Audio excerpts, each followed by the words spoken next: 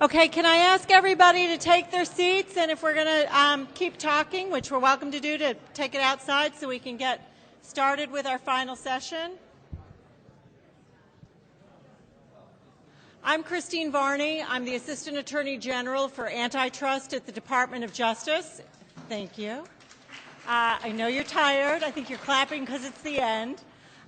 We're going to begin the public testimony in just a few minutes, and as soon as everybody's able to sit down, I'm just going to give you a couple of final thoughts before we go into our public testimony. And I want to thank you all for joining us at this final workshop, and thank Secretary Vilsack and the Department of Agriculture for hosting this event, and more importantly, for their partnership in these workshops. We also want to thank the staffs at both the Departments of Justice and Agriculture for their efforts in planning and executing these workshops. It is their hard work and dedication that made this conversation possible and productive. In August 2009, when we announced these workshops, we set an ambitious agenda. The Departments of Justice and Agriculture share a strong conviction that a healthy, competitive agricultural sector is vitally important to our nation's economy, as well as a matter of national security and public health. Hearing concerns from producers about changes in the agricultural marketplace, we decided to explore competition issues affecting the agricultural sector in the 21st century. We resolved to explore different commodities and to tackle a number of important issues, including concentration in processing, buyer power, and vertical integration. Never before had the Department of Justice and the Department of Agriculture worked together on this scale to address competition and regulatory issues. But as you've heard everywhere and from everyone, the time is ripe. Our organizations are committed to these workshops at the highest levels, with Attorney General Holder and Secretary Vilsack attending individual workshops and providing strong support and encouragement. We have covered a lot of ground, both substantively and geographically, traveling around the country to discuss a wide range of issues and industry. In March, we inaugurated the workshops in Ankeny, Iowa, focusing on crop and hog farming. Topics that generated intense discussion included technological developments, intellectual property rights in genetically modified seeds, market transparency, and the increase in contract production in the hog industry. In May, we moved to Normal, Alabama, where we talked about the poultry industry. Participants examined issues such as vertical integration, grower compensation, farm upgrades, and other contracting issues. In June, it was Madison, Wisconsin, to discuss the dairy industry. The audience and panelists highlighted a number of crucial issues, including the thin spot market for cheese, milk marketing order system, the impact of consolidation at the processor and retail levels. Then we went to Fort Collins in August to explore the livestock sector. We heard discussion of increased use of contracting for risk management, concentration in processing, packer ownership of livestock, and trends in value-added products and niche marketing, among other issues. Today, these workshops conclude with an examination of margins along the supply chain from producers to consumers. This was a recurring theme at all the workshops, with consumers and producers alike wondering about the differences between prices farmers get for their crops and animals and the prices they pay at grocery stores. We've enjoyed broad participation in the workshops, with more than 3,500 participants in the first 4 workshops. Farmers, ranchers, co-op members, processors, and other stakeholders from Maine to California traveled to these workshops to listen and share their thoughts.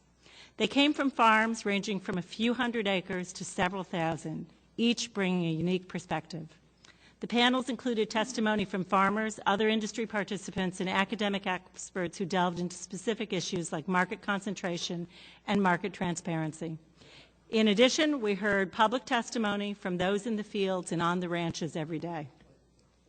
In these sessions, a recurring message was that many of America's producers are struggling to keep their farms and ranches afloat.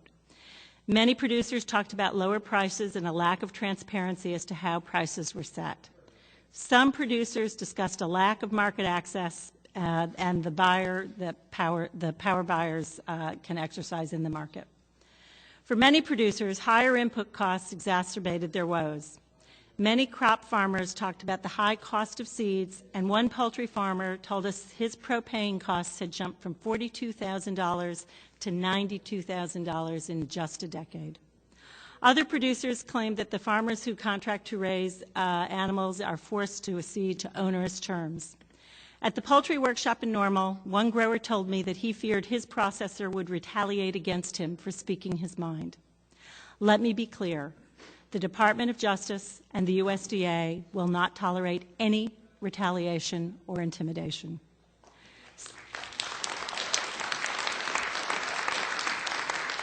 Some farmers and ranchers pondered the fate of America's rural communities.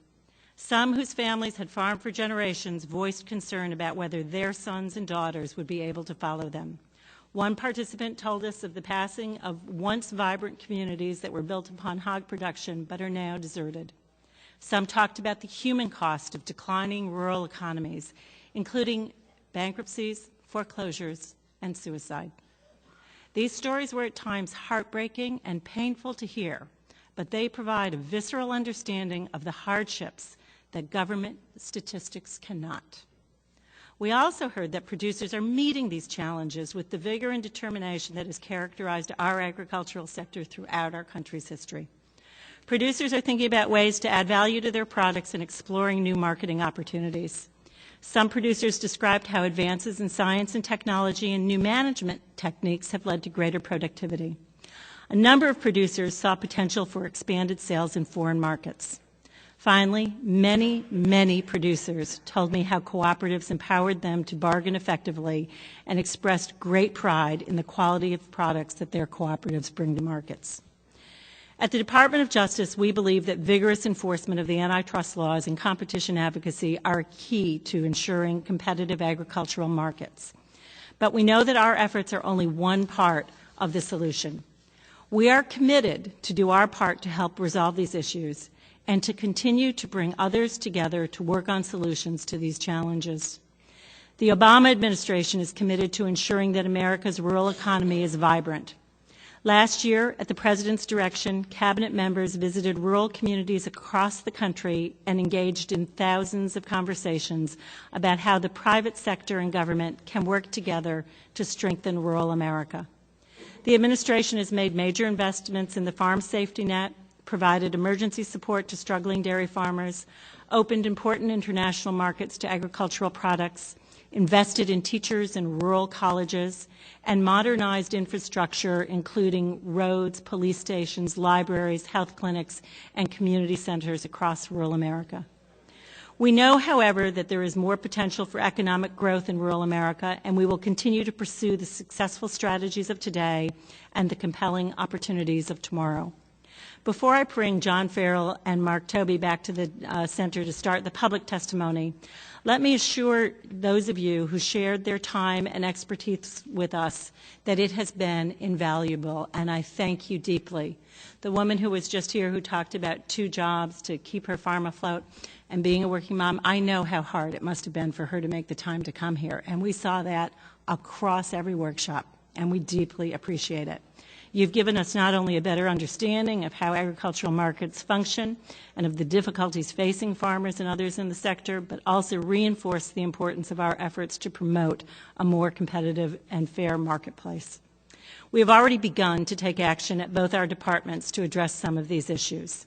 As we've discovered bottlenecks, we have sought to ease them. Recognizing there is no one clear solution to the many problems that we've heard, we've instituted a number of things. First, we have a working group made up of lawyers and economists and other staff from the Department of Justice, the Department of Agriculture, and across all parts of the Department of Justice, not just the Antitrust Division, but the Civil Division and others as necessary to tackle those issues that we've heard about and the matters that have been brought to our attention. I hear you about GIPSA. We are working at the Department of Justice very closely with USDA to help them get through the comments and to help them formulate a rule that can get out there quickly and withstand any attack. We will continue working with a variety of stakeholders who we've engaged with throughout the past year. Some of you have called me, and I encourage you to continue to do that. Each of us, federal agencies, state governments, private corporations, and producers, has a stake in an open and competitive agriculture industry, and the Antitrust Division is dedicated to doing its part. Government does not have all the answers to these challenges, Certainly, I don't have all the answers, but I promise you I will do my best to help you find the answers. And with that, I'd like to bring Mark and John back up to hear our public testimony. Thank you.